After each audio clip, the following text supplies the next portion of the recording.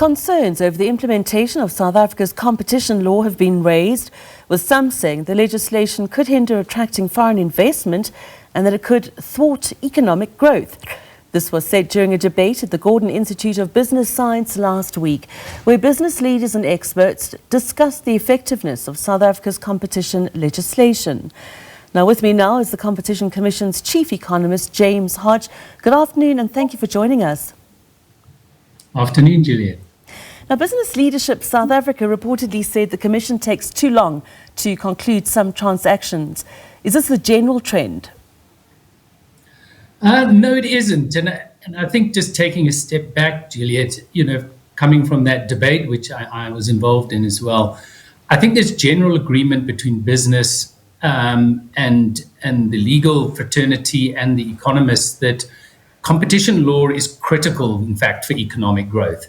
Because unless you have a dynamic, well-functioning economy that is competitive, you're not going to be able to export, grow particular sectors and localize certain products as well.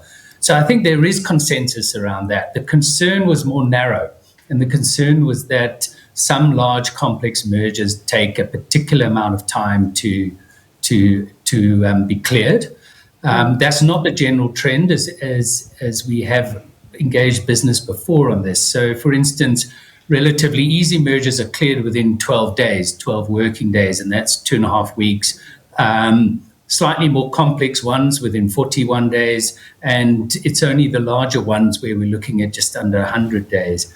But yes, there are a few that take considerably longer. They're complex, industry-changing ones, but it's a criticism we've taken on board. So what we have done is look at how we can change the number of mergers that have been notified annually to release the resources to work on these complex ones more rapidly, and also to commit as an institution to a maximum time for mergers of 120 days. So, these are things that we need to have dialogue with business on and make sure that it isn't getting in the way of certain deals being done. But certainly with foreign deals, typically they raise fewer competition issues than local deals between large firms because it's a new entrant into a market. What are some of the challenges the Commission faces in concluding transactions in good time?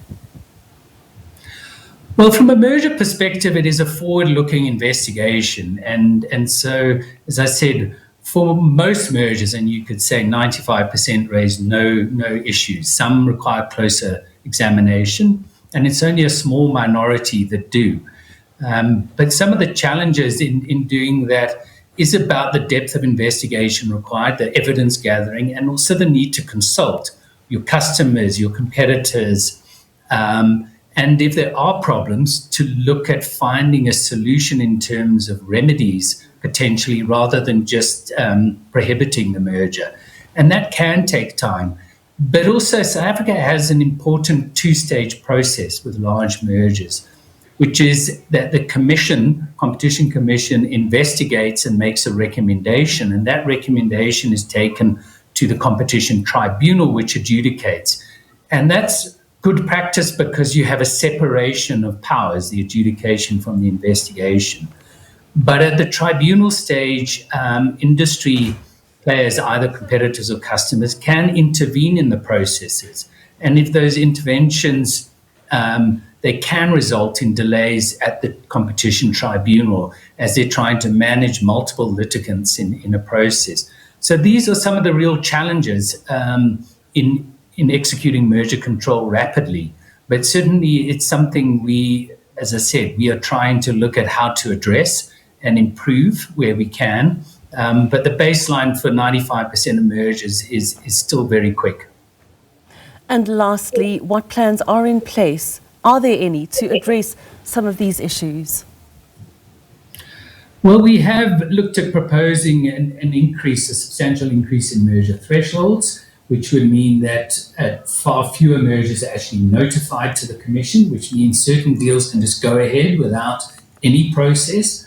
But it also means that the resources we have can be freed up from evaluating those mergers that really raise issues to putting more people behind the more complex investigations. I think the process at the Competition Tribunal is also something that needs to be looked at, because, as I indicated, often the bigger delays there are because other businesses are intervening, not because of delays either from the Commission or the Tribunal. And I think one needs to try balance the fair administrative process with some degree of haste in those instances. I appreciate your time. Thank you. That was the Competition Commission's Chief Economist, James Hodge.